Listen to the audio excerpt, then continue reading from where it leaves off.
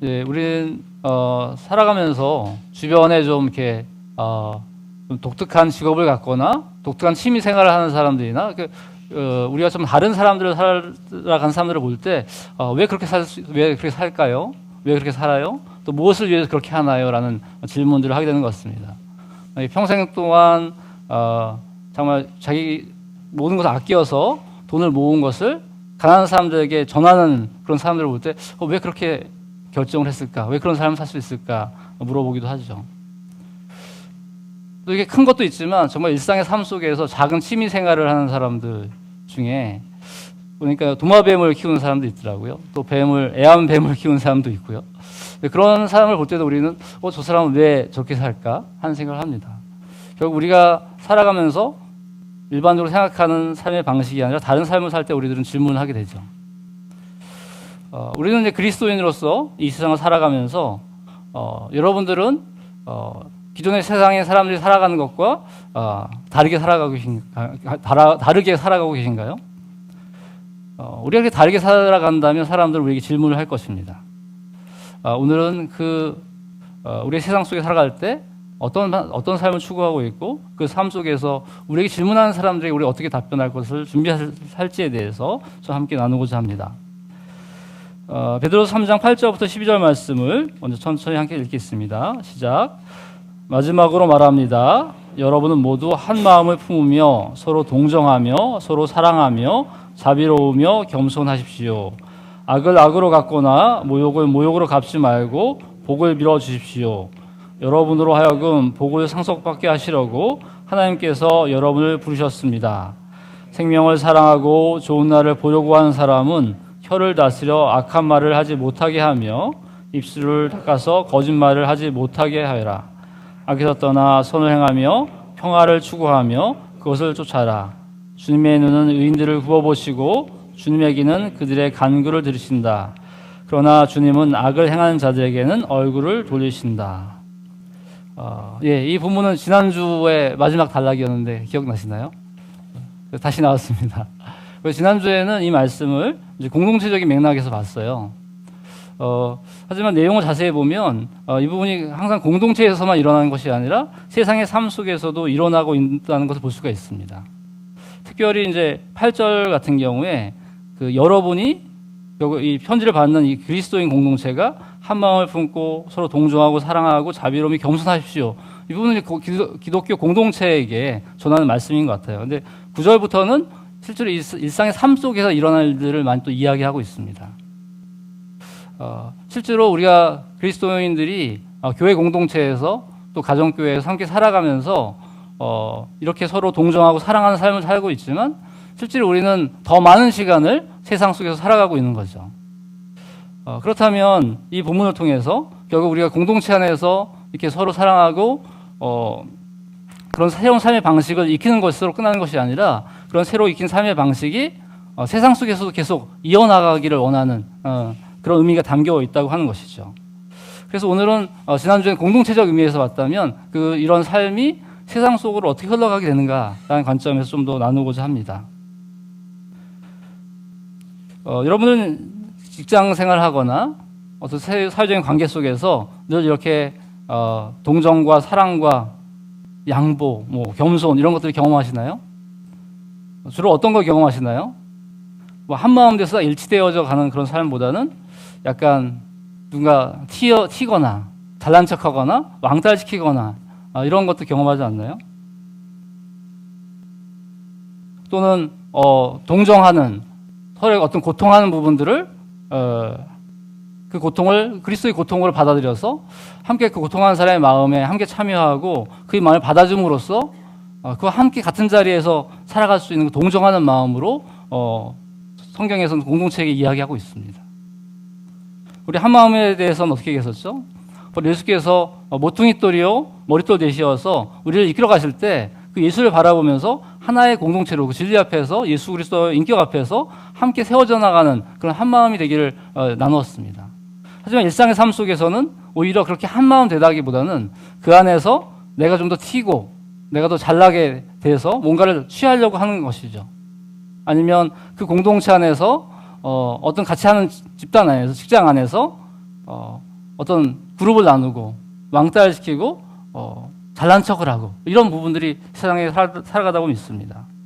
아까 좀 전에 말씀드린 동정같이 서로 고통을 함께 나누고 한다기보다는 오히려 이 경쟁사회 속에서 상대방의 고통보다는 나의 이익을 추구하는 그런 삶을 살아갈 때가 더 많이 있죠.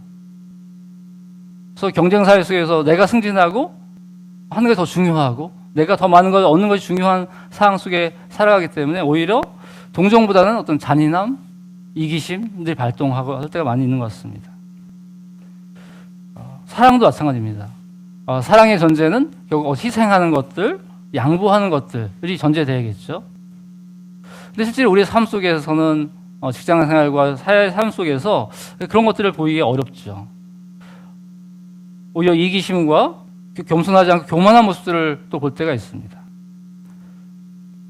오늘 말씀을 통해서 결국 이 5가지, 어떻게 보면 이 5손가락처럼 5가지 얘기하고 이 5가지의 새로운 삶의 방식을 지난주에 함께 나눴는데 그 삶의 방식을 우리가 그리스도 공동체 안에서 우리가 함께 누리고 그것을 우리가 몸에 익혀가는 그것이 우리의 삶의 방식이 되고 내 존재가 되는 그 과정이 필요하다는 것이죠. 그래서 이 세상 속에 나가서 이렇게 부조화되고 이기심에 가득 차고 양보하지 않고 교만한 이런 분위기 속에서 새로운 삶의 방식을 살아내자고 하는 것입니다. 그러면서 이제 복을 빌라고 하고 있는데요. 악을 악으로 욕을 욕으로 갚지 말고 도리어 복을 빌라. 이를 위하여 너희가 부르심을 받았으니 이는 복을 이어받게 하려 하심이라. 지난주에 이제 세 번역으로 나눴는데 오늘 개역규정을 좀 나눠서 보면 여기 보면 복을 빌라 이를 위하여 너희가 부르심을 받았다라고 이야기하고 있습니다. 그러니까 복을 비는 것을 위해서 부르심을 받았다고 하는 거예요. 그러니까 우리가 악을 악으로 갚고 욕으로 갚지 않고 복을 비는 것이 결국 그리스도께서 가신 그 길을 살아가는 것인데 그 이유 중에 하나는 우리가 바로 복을 받았다는 것입니다. 복을 받고 복을 전해주는 자라고 하는 의미가 있다는 것입니다. 지난주에는 우리가 동해보복복이라고 해서 이에는 이, 눈에는 눈이라고 하는 어떤 자기가 사람들이 어떤 복수심을 일으키지 않게 하려고 하는 그 동해보복복이라는 걸 기준으로 말씀을 나눴어요. 근데 저도 이제 다시 한번 이 동해보복복을 생각해 보면서 예전에 어렸을 때 봤던 그 중국 무협 영화들이 생각났습니다. 그 중국 무협 영화들을 보면 계속해서 어떤 복수의 연속인 거예요. 누군가 고난을 당하면 열심히 연습해서 무술을 익혀서 복수를 하고 복수를 당한 사람은 또 열심히 연습해서 상대방을 복수하는 거. 어린 나이에도 그걸 보면서 참 부질없는 것 같다라는 생각을 했었습니다. 예. 결국 이 복수에 복수를 더하는 것. 어떻게 보면 우리도 그렇게 하고 있는 점이 있죠.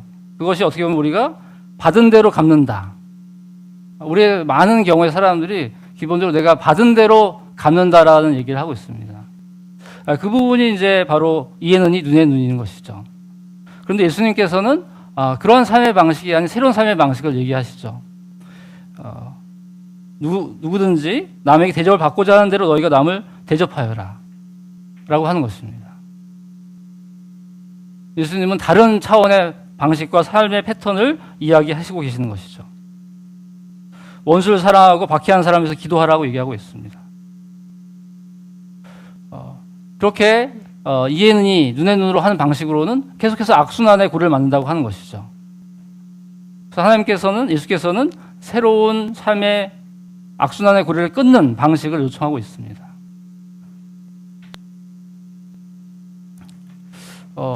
근데 정말 이렇게 누군가 나에게 악을 행하고 모욕을 할 때 그걸 바로 복을 비는다고 하는 것은 쉬운 일은 아닌 것이죠. 우리는 예수님을 따라가면서 우리 각자의 속도에 맞춰서 그 길을 가야 될 것입니다. 예수님께서는 실제로 말씀하신 대로 사셨어요. 예수님은 완전 신의 모습이 아니라 인간으로 오셔서 우리가 동등한 모습으로 살아가시면서 우리들에게 이렇게 할 수 있다고 하는 걸 보여주셨어요. 우리가 예수님을 바라볼 때 예수님은 예수님이니까 라고 생각하는 것이 아니라 예수님도 동일한 인간으로 오셨다고 하는 것을 계속 이야기하고 있습니다. 우리가 동일하게 고통당하시고 피곤하면 주무시고 때리면 아파하시고 고난을 겪으신 것이죠. 예수께서 십자가에서 실제로 처음에 하신 이야기가 무엇인가요? 바로 저들의 죄를 용서해달라고 얘기했습니다. 최초의 순교자인 스데반이 자기에게 돌을 던지는 자들을 향해서 주님, 이 죄를 이 사람들에게 돌리지 마십시오라고 고백했습니다. 그 자리에 바로 사도 바울이 있던 것이죠. 이 사도 바울의 마음에는 이 스데반의 그 이야기가 의문으로 남았을 것입니다. 결국 그는 주님 앞에 회심하는 계기가 있죠. 오늘 이 사도 베드로는 우리가 복을 받은 자이고 그 복을 전해주는 자라고 하는, 복을 상속받은 자이고 또 복을 사람들에게 전해주는 자라고 이야기하고 있는 것입니다. 그리스도인할 때 우리는 그러한 정체성의 변화가 생기는 것이죠. 왜냐하면 그리스도가 우리와 함께 하심으로 우리는 나 스스로 존재하는 것이 아니라 그리스도와 연합하여서 그리스도와 함께 살아가는 존재가 되는 것입니다. 우리의 죄와 우리의 연약함을 주님께 맡기고 주님께로부터 오는 생명과 존귀함과 주님의 그 가치를 우리가 함께 살아갈 수 있는 그리스도와 연합한 존재로 살아가면서 우리는 그런 복을 누릴 수 있는 삶이 된 것이죠. 그런데 이런 그리스도의 복에 대한 선언은 바로 처음으로 하나님께서 아브라함을 부르실 때부터 시작됐습니다. 그 개역개정으로 되어 있는 그 창세기 12장 2절 말씀 함께 읽겠습니다. 시작. 내가 너로 큰 민족을 이루고 내게 복을 주어 내 이름을 창대하게 하리니 너는 복이 될지라. 너를 축복하는 자에게는 내가 복을 내리고 너를 저주하는 자에게는 내가 저주하리니 땅의 모든 족속이 너로 말미암아 복을 얻을 것이라 하신지라. 처음으로 하나님께서 아브라함을 부르실 때부터 처음부터 너희 복이 될지라라고 했어요.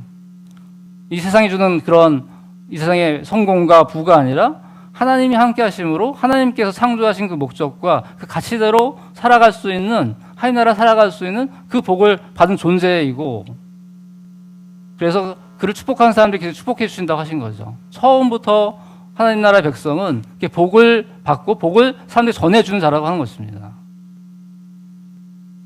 그것이 우리가 계속해서 나눴던 우리 제사장 나라, 왕같은 제사장의 삶인 것이죠. 여러분의 삶을 통해서 여러분이 누렸던 그 그리스도의 삶, 그리스도께 주셨던 그 복의 삶이 사람들에게 흘러가고 있나요? 여러분이 그들 복을 빌어주고 있나요? 만약에 여러분에게 악이나 모욕으로 하지 않고 여러분이 선을 행한 사람들에게도 여러분이 그들에게 복을 빌어주고 있나요? 그래서 그런 생각을 해봤습니다. 이 말씀에는 악을 악으로, 모욕으로 갚지 말고 복을 빌어주라고 했는데, 우리들이 정말 우리 옆에 믿지 않는 직장의 동료들과 함께하는 이웃에게, 우리에게 선을 베풀고 있는 자들에게도 우리는 그들에게 복을 빌어주고 있는가 하는 것이죠. 그들에게 정말 하나님의 다스림이 그들에게 나타나서 그들이 새로운 삶의 가치를 발견하고 살아갈 수 있도록 우리가 그들에게 복을 빌어주고 있는가 하는 것입니다. 우리가 욕하는 자들에게 욕하지 않고 복을 빌어주는 것 전에 우리 앞에 함께하는 사람들을 위해서 그들에게 복을 베풀어주고 복이 흘러갈 수 있는 그 관계를 만드는 것이 먼저라고 생각됩니다. 10절에 보면 생명을 사랑하고 좋은 날을 보려고 하는 사람이라고 나옵니다. 바로 복을 받은 사람을 생명을 사랑하고 좋은 날을 보려고 하는 사람이라고 이야기하고 있어요. 그러니까 하나님이 그 생명을 주셨기 때문에 그 하나님의 생명으로 새로운 생명으로 내가 살아가는 존재이고, 기존의 나의 삶의 방식이 아니라 예수가 주시는 그 생명의 방식으로 살아갈 수 있는 그리스도의 생명으로 풍성한 삶을 추구하는 자라고 하는 것이죠. 그리고 좋은 날을 보려고 하는 사람은 무엇인가요? 이 좋은 날에는 마지막 때 오실 하나님 나라의 완성될 그 좋은 날을 바라보는 것도 있고, 또 하나는 그 하나님 나라의 삶을 이 시대에 살면서 그 좋은 날을 경험하는 것도 함께 있는 것입니다. 결국 그리스도의 생명으로 우리가 하나님 나라 살아가면서 그 좋은 날을 앞당겨 살고 있는 것이죠. 그런 삶을 사는 사람들에게는 계속해서 복의 통로로 사는 삶을 권면하고 있습니다. 그 생명이 흘러갈 수 있도록 권면하고 있는데, 그 구체적인 방법이 이제 성과 평화를 추구하는 것으로 나오고 있어요. 시편 34편의 말씀을 통해서 우리가 그 복을 흘려보내는 삶이 세상 속에서는 바로 성과 평화를 추구하는 삶이라고 이야기하고 있는 것입니다. 그러면서 처음으로 얘기하는 게 이제 그 말이고 그 다음에 행동이죠. 결국 우리의 삶이 이 세상 속에 드러나는 것은 제일 빠른 것은 말인 것 같아요. 행동은 보면 시간이 걸리지 않습니까? 그 말을 통해서 우리는 우리 자신을 드러내게 됩니다. 근데 이 말을 할 때도 이 갚은 대로 받은 대로 갚아주는 게 많이 나타나는 것 같아요. 특별히 이렇게 논쟁할 때, 또 이렇게 부부싸움 할 때, 결혼 초기에는 굉장히 이 부부싸움 할 때 서로 말이 치열하죠. 그리고 상대방의 약점을 이렇게 정확하게 짚어서 공격을 함으로써 상대방의 마음을 아프게 하는, 자기도 모르게 그렇게 하게 되죠. 시간이 지나면서 이해를 하게 됩니다. 결혼이 10년 넘어가고 하게 되면 이 말을 하면 상대방이 아플 거라는 걸 알게 되는 거죠. 말이라고 하는 것은 공동체나 사회적인 관계 속에서 가장 관계를 깨트릴 수 있는 가장 쉬운 방법이고, 하지만 또 우리의 입술을 제어하기는 어렵습니다. 그래서 첫 번째로 얘기하는 것이 바로 말에 대한 이야기를 하고 있는 것입니다. 행동에 대한 이야기를 하는데 선을 행하며 평화를 추구하라고 했습니다. 근데 선을 행하는 것이 무엇일까요? 이 베드로전서에 보면 선을 행하라는 말이 굉장히 많이 나오고 있습니다. 선을 위해서 고난을 당하라고 하고 있고요. 이 선을 행한다는 것이 무엇일까? 묵상하면서 하나님께서 천지를 창조하시고 나서 모든 것이 좋다라고 하셨어요. 영어로 하면 굿이라고 한 것이죠. 좋다, 매우 좋다. 바로 선이라고 하는 것은 그 하나님께서 창조하신 목적과 그 방법과 그 삶을 우리가 살아가는 것입니다. 죄로 인해서 깨어진 세상 속에서 하나님의 방식이 아니라 세상의 방식으로 살아가는 그 삶 속에서 하나님이 창조하신 그 목적대로 사는 것, 예수가 가진 그 삶의 모습을 내가 살아내려고 하는 것이 바로 선을 행하는 삶인 것이죠. 오늘 읽었던 그 3장 8절에 있는 5가지가 어떻게 보면 그 선을 행하는 구체적인 삶의 방식 중에 하나일 것입니다. 오늘 이제 바하밥집에 그 미라클 프로젝트 광고가 있었는데요. 그 부분들이 보면 저도 오늘 보니까 미라쿨이더라고요. 바로 그 노숙인들을 돕는 이 밥집 사람들이 그들을 위해서 어떻게 하면 도울 수 있을까 하는 그 마음들. 하나님께서 이 약자들을 돌보시고 그들을 회복하기를 원하는 그 마음을 담아서 그들이 그런 선을 행하고 있는 것이죠. 밥집 같은 경우에는 처음에 이제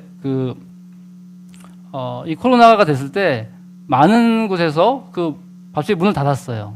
근데 밥집에서는 그 봉고차에다가 트럭에다가 봉고차에 먹을 것을 싸가지고 가서 직접 가서 게릴라 작전으로 전하기도 했었습니다. 그만큼 그들은 밥집의 우리 가족들은 하나님의 그 마음을 품고서 하나님의 방식의 삶을 시도했던 것이죠. 여러분들도 우리 직장의 삶 속에서 작은 것부터 아니면 우리 이웃과의 삶 속에서 작은 것부터 뭔가 실천하고 있을 것 같아요. 그것은 무엇인가요? 기존의 삶의 방식과 다른 사람들이 직장 생활하는 그 방식이 아니라 하나님께서 원하시는 방식, 하나님의 창조의 목적을 이루는 방식이 무엇인지를 여러분들이 고민하고 작게 시도하는 것, 그것이 선을 행하는 것입니다.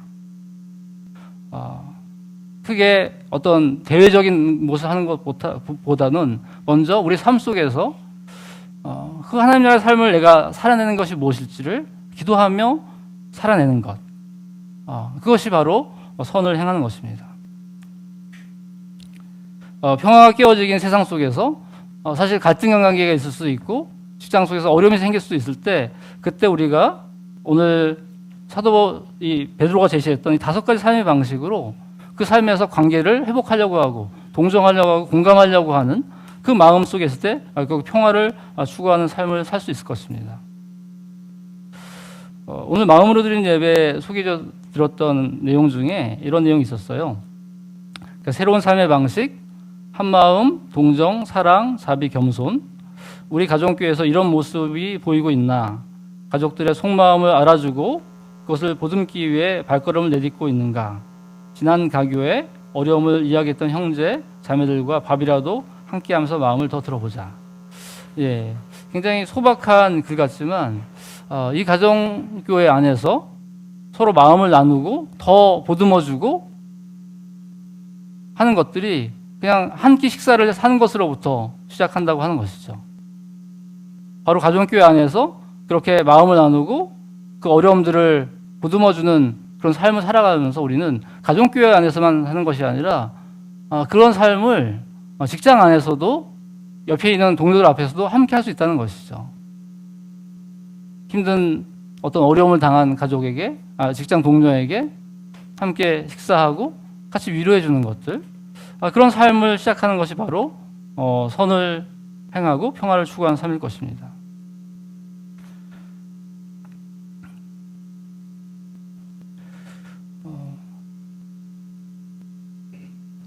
우리는 공동체에 살면서 이 세상 속에 살아갈 때 굉장히 외로울 때도 있습니다.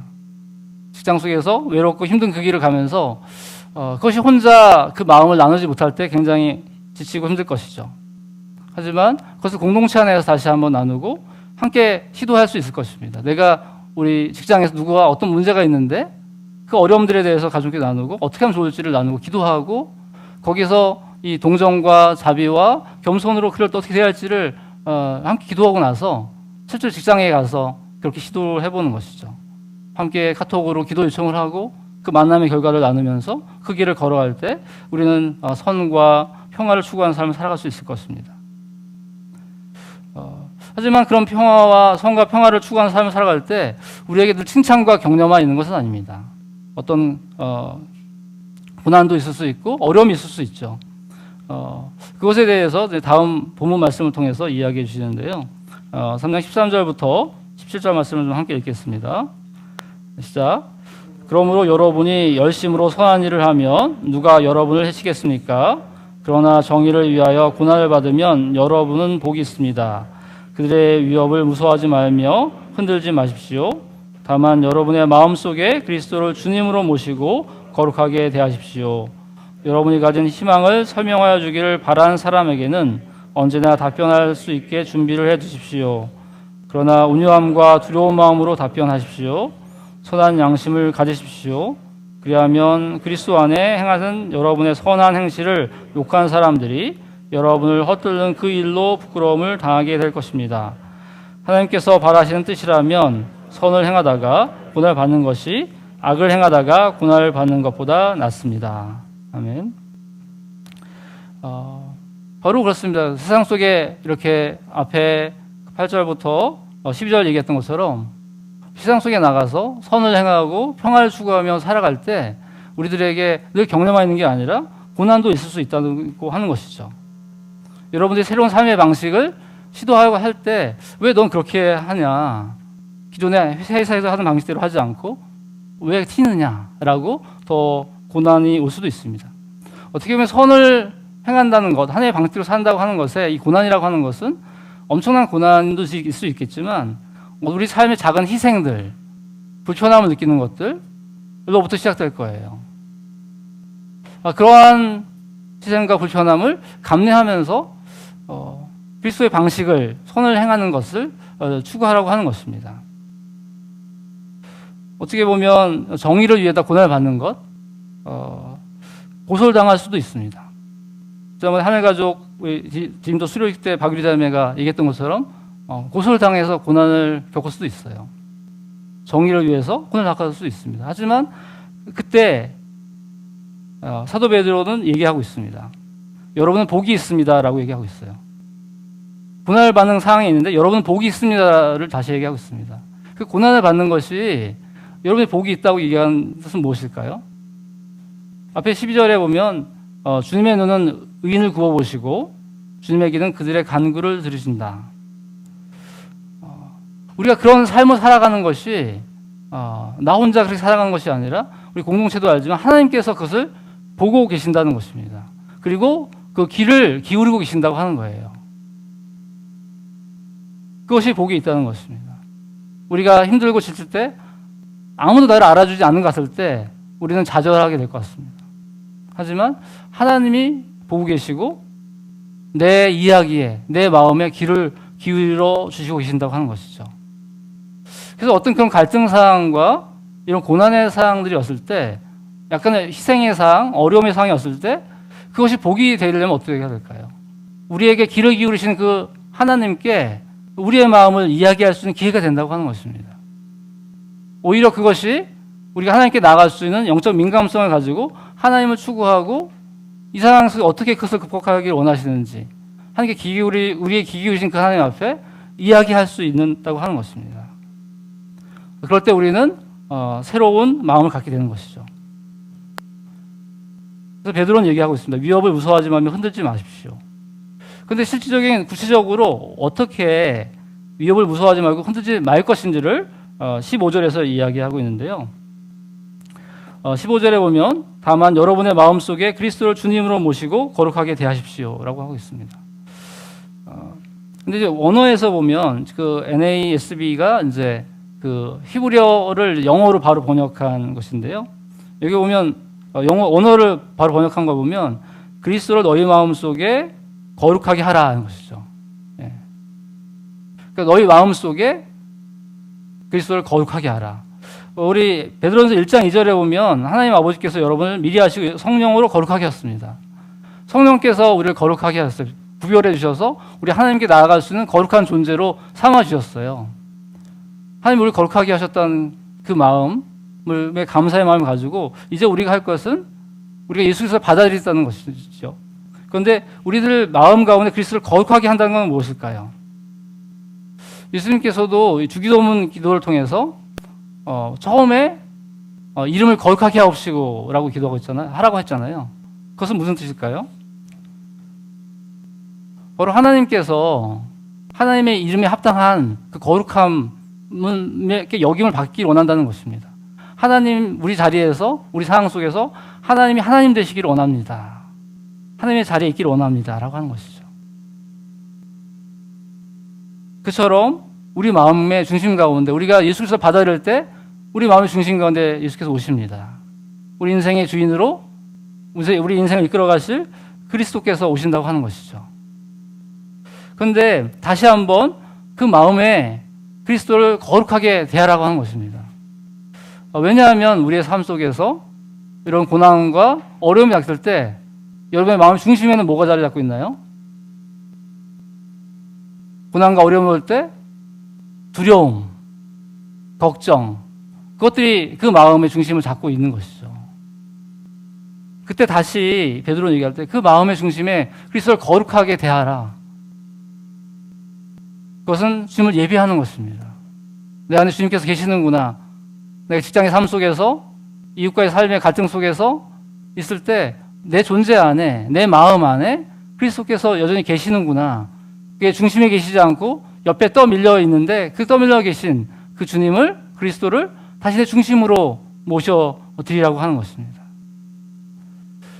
그래서 저희가 텐텐텐을 하는 이유가 그런 것 같아요. 일상 중에 정말 10분만이라도 그 시간을 떼어서 주님을 기억하는 것이죠. 분주한 삶 속에서 우리의 마음의 중심이 그 분주함과 또 두려움과 걱정으로 휘둘릴 때 그때 시간을 떼서 그 가운데 하늘을 거룩하게 대하는 시간, 그 시간을 가지라고 하는 것입니다. 우리 기도의 방법 중에 침묵 기도가 있는데요. 침묵 기도의 중요한 부분 중에 하나는 하나님께서 내 안에 함께 계신다는 것이죠. 고린도전서 말씀처럼 하나님께서 우리 가운데 계신다는 말씀 있지 않습니까? 그래서 우리 중심 가운데 그리스도께서 계시다고 하는 그 말씀을 되뇌이면서 생각하면서 기도하는 것이죠. 바로 오늘 말씀처럼 너희 마음속에 그리스도를 거룩하게 대하라고 하는 것입니다. 그래서 지금 이 시간 잠시 한 1분 정도 종을 울리게 되면 잠시 기도했으면 좋겠습니다. 여러분 지금 예배드리고 있지만 우리 마음의 중심 가운데 지금 이 시간 다시 주님을 초대합니다. 중심 가운데 주님께서 거하여 주옵소서. 주님께서 다스려 주시옵소서. 예수께서 다스려 주시옵소서. 그런 마음으로 우리가 잠시 한 1분 정도 좀 침묵하는 시간 갖도록 하겠습니다.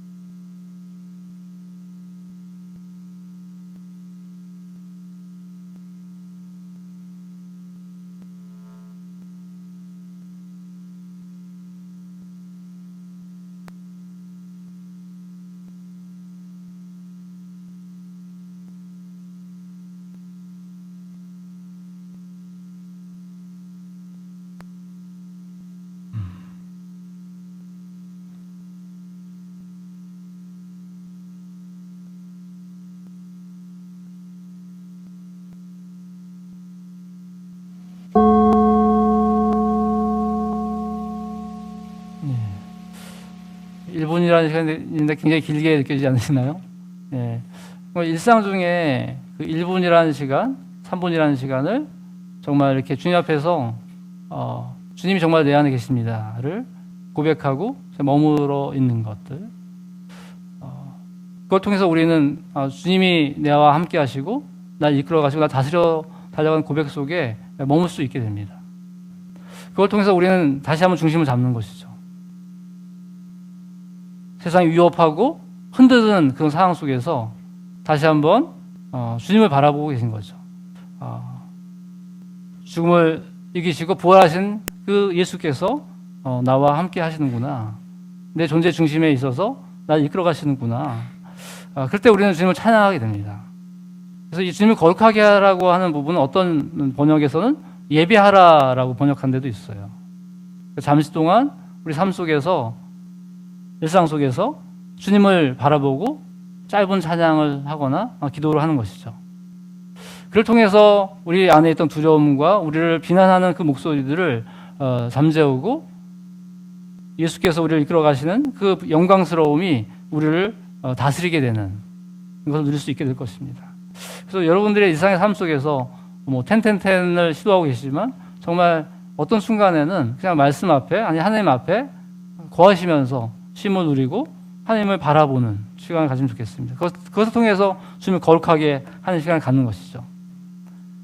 그런 삶을 살아갈 때 우리는 다른 삶의 모습을 보여주고 있는 것이죠.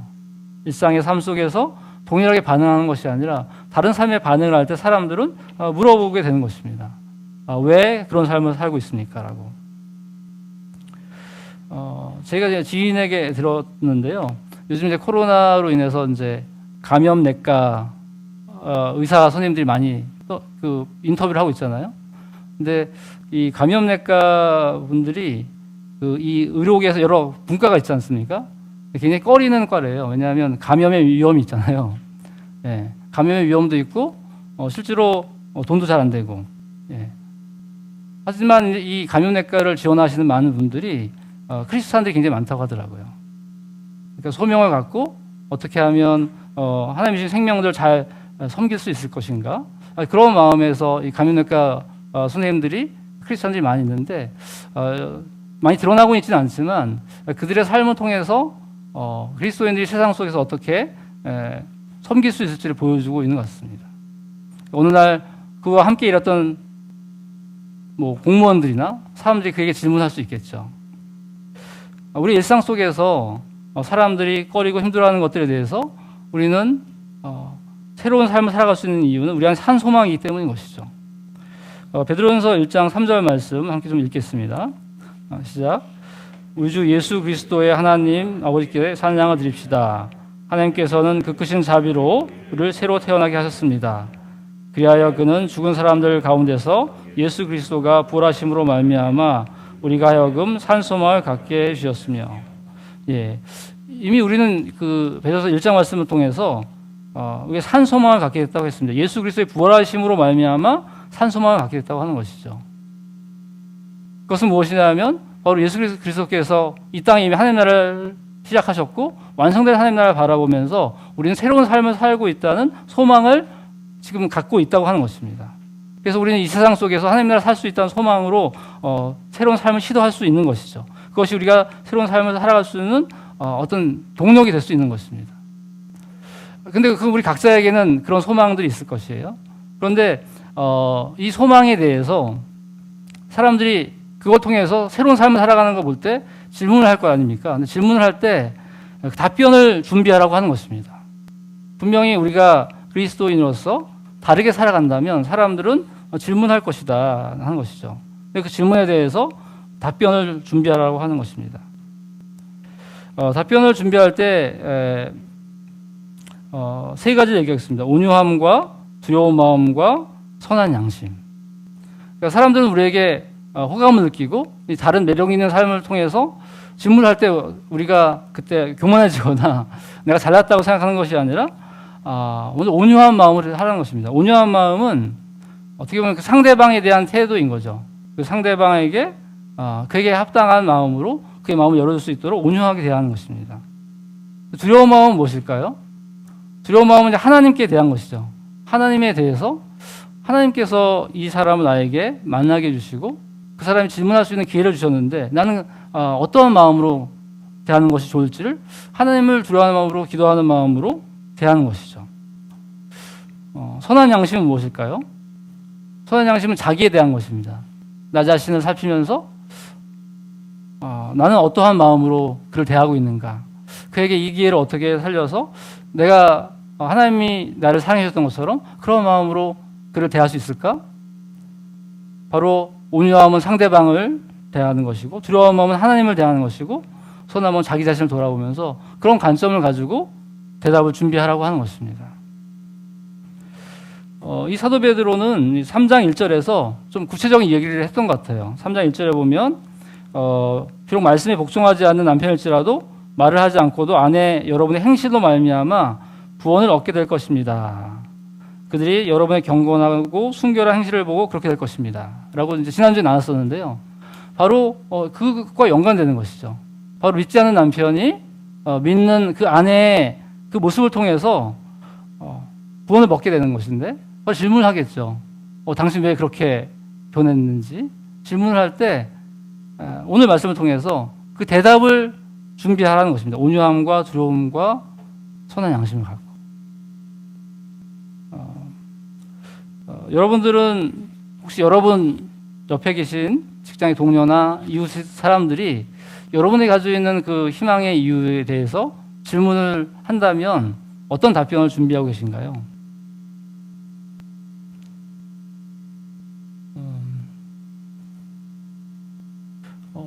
제가 직장 생활을 이제 그만두고 이제 신대원을 준비할 때 주변에서 그런 질문을 많이 했던 것 같아요.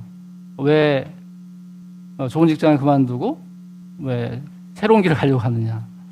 근데 그때는 이 말씀을 깊이 묵상하지 못했던 것 같습니다. 그래서 그냥 저의 이야기들을 이렇게 했었어요. 어떤 이유로 새로운 직장을 그만두고 새로운 길을 가겠다. 그런데 이제 돌아보면서 기도해 볼 때 어떻게 하면 그 사람의 질문하는 의도가 있을 텐데 그 사람이 궁금해하는 의도가 무엇이고 거기에 맞게 나는 대답을 준비했었어야 되는구나. 그래서 지금 생각한다면 나는 뭐 다른 가치를 발견했다거나 나는 다른 가치를 발견했어. 진정한 행복의 길을 발견했어.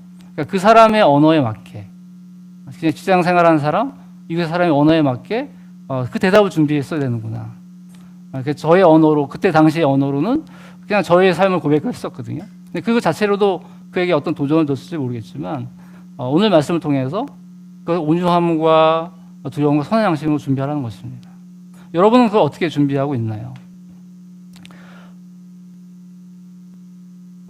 제가 풍삼기를 마치면서 풍삼기에도 이제 이 말씀을 가지고 나눈 적이 있는데 우리 직장 생활 통해서 사회생활을 통해서 분명히 변화된 삶을 보여줄 거다. 그 변화된 삶을 보여줬을 때 우리 직장의 동료가 질문할 때 대답할 맛을 함께 준비해 가자라고 한 적이 있습니다. 근데 이제 얼마 전에 이야기를 해보니까 직장 생활하면서 여러 사람들이 질문하고 하는 것들이 자기의 일을 집중하는데 방해가 된다는 것이죠. 그래서 이어폰을 딱 꽂고 자기 일에만 딱 집중하는 그런 시간을 잠깐 보냈던 것 같아요. 근데 가장께서 나누고 이야기하면서 사람들과의 내가 어떻게 다가설지를 고민하면서 이어폰을 빼고 사람들에게 질문하고 이야기할 수 있는 시간들을 마련하는 것으로부터 삶의 변화를 시작했습니다. 어떻게 보면 우리 답변이라고 하는 것은 계속해서 어떤 삶의 행실을 통해서 드러나게 되는 것 같아요. 그래서 이 사도 바울은 이 선한 행실을 계속해서 강조하고 있습니다. 그런데 이 선한 행실 가운데서도 계속 고난이 있을 때 그러면 우리가 어떤 것을 의지해서 그것을 이겨낼 수 있을지를 18절부터 22절의 말씀을 통해서 이야기해주고 있습니다. 좀 함께 읽겠습니다. 시작. 그리스도께서도 죄를 사하시려고 단 한 번 죽으셨습니다.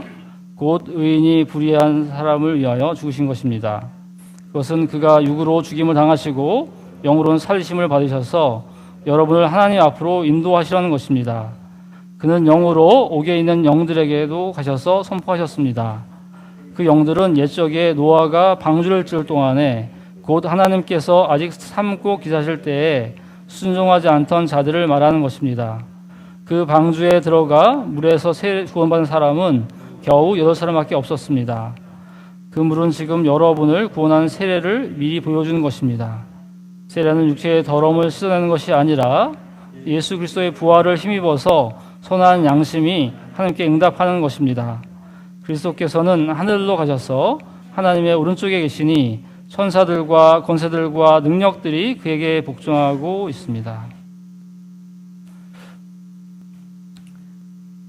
사도 베드로는 이 고난 가운데 선을 행하다 고난을 받는 그들에게 정말 우리들이 바라봐야 될 이야기, 바로 예수 그리스도의 이야기를 다시 해주고 있습니다. 우리가 희망하는 그리스도를 바라볼 때 그걸 이겨낼 수 있다고 하는 것이죠. 왜냐하면 그리스도께서 바로 선을 행하다 고난을 받는 그 어려움을 먼저 겪으셨습니다. 어떻게 보면 예수께서 가장 불의한 재판을 받으신 것이죠. 모든 사람을 구하기 위해 오셨고 선을 행하셨는데 가장 불의한 권력과 불의한 재판을 가지고 그들이 합세해서 또 그와 함께하는 그 종교 권력과 정치 권력이 합세하는 그 모든 민중들이 대중들이 그 합세해서 예수를 십자가에 못 박았습니다. 어떻게 보면 그들의 모습은 그것이 바로 하나님을 떠난 인간의 모습, 인간의 죄가 무엇인지를 그걸 통해서 보여주고 있죠. 예수는 그 모든 것을 그들의 죄의 결과를 다 받아서 결국 죽게 됐습니다. 결국 그 죄를 통해서 그 죄의 결과를 다 받아서 그 죄를 감내하시고 그 죄의 문제 해결하시고 부활하신 것이죠. 그 부활을 통해서 우리에게 새로운 생명을 주고 계신 것입니다. 바로 그것을 선포하고 있는 것이죠. 예수께서 먼저 가장 불의한 이 선을 행하다 고난을 당하는 것을 겪었고 그것을 끝나는 것이 아니라 부활하심으로 승리하셨다는 것입니다. 마지막 22절에 보면 그리스도께서 하늘로 가셔서 하나님 오른쪽에 계신다. 결국 부활하고 승천하셔서 하늘에 계시면서 천사들과 권세들의 복종을 그들에게 복종하게 하신다고 있습니다. 결국 예수께서 이 세상을 다스리고 계시다고 하는 것이에요. 지금도. 그것이 바로 이 초대교회 성도들에게 베드로가 하고 싶던 이야기인 것이죠. 우리가 선을 행하다 고난을 받는 것에 두려워하지 말 것은 바로 예수께서 그 길을 먼저 가셨고 최종적으로 승리하셨다고 하는 것입니다. 그렇기 때문에 그 그리스도를 바라보면서 그리스도가 시작한 이 하나님 나라를 우리가 살아낼 수 있다고 하는 그 소망이 있을 때 우리는 그 어려움들을 이겨낼 수 있다고 하는 것이죠. 여러분의 인생은 어떻습니까? 예수님께서 이 땅에 오셔서 행하셨던 그 이야기를 듣고 우리들은 그 이야기를 받아들이게 됩니다. 사실 예수님의 그 이야기를 듣고 받아들이는 사람들은 모든 사람이 받아들이지 않습니다. 여러분들이 받아들일 때 그 마음의 중심에 받아들였던 의미가 있을 것입니다. 그걸 통해서 우리는 내가 정말 죄인이고 나로서는 한계가 있구나. 나는 불가능하구나. 결국 예수를 통해서 새로운 삶을 살 수 있구나. 그 가능성과 그 사랑 앞에 우리는 주님을 받아들입니다.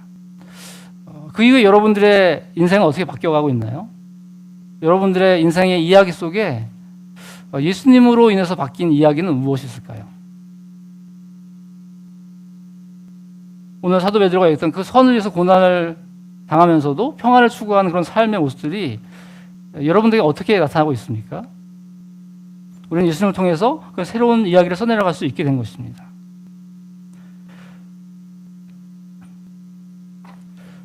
근데 오늘 본문에 보면 이제 베드로전서의 가장 난해 구절이라고 할 수 있는 19절과 20절 말씀이 있는데요. 이 말씀을 좀 시간상 깊이 다루긴 좀 어려울 것 같습니다. 최근에 IVP 난제 주석이라든지 톰 나이트의 어떤 의견들을 가장 적절하다고 보이는데요. 여기 보면 이제 옥에 있는 영들이라고 되어 있는데 이 옥에 있는 영들은 이제 베드로후서 2장 4절에 보면 그 죄를 지은 천사들이라고 표현되어 있고요. 또 유다서에도 보면 그 거처를 떠난 천사들이라고 되어 있습니다. 그러니까 이 그 영이라고 하는 표현을 그 죽은 사람들한테는 잘 사용하지 않았다고 하는 거예요. 그래서 이 영들은 어떤 타락한 천사들을 의미할 것이다라고 좀 보고 있습니다. 그런데 거기서 하나님께서 예수께서 가셔서 선포하셨다고 하는 것인데요.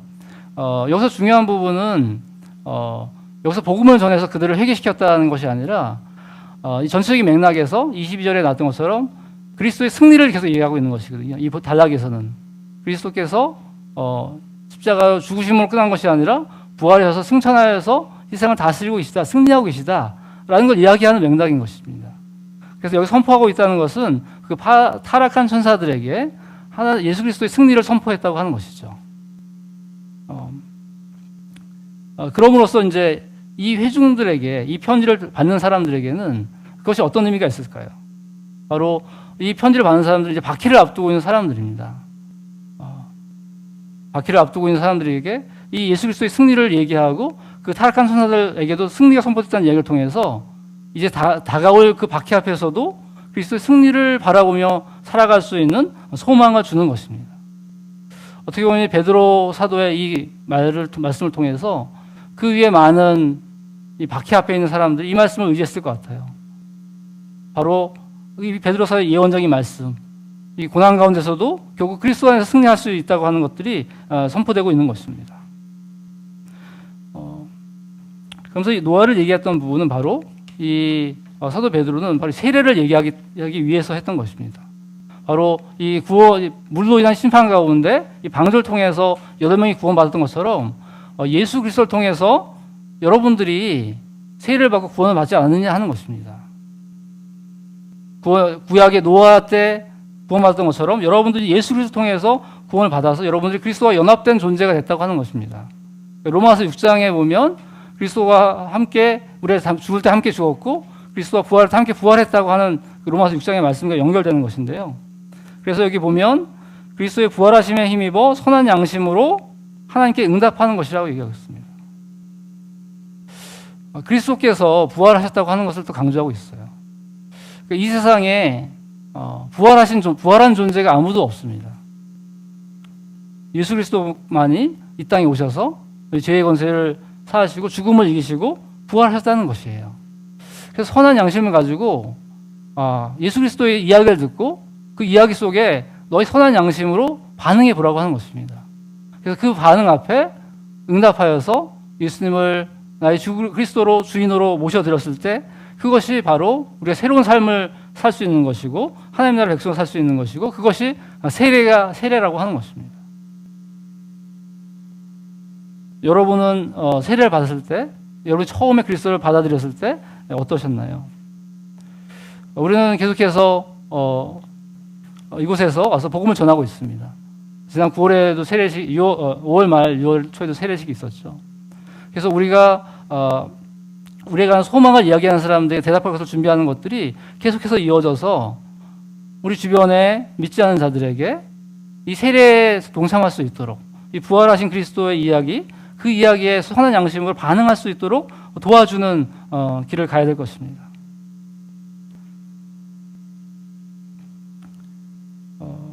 마지막으로 오늘 22절에 다시 한번 그리스도의 승천 이야기가 나오고 있는데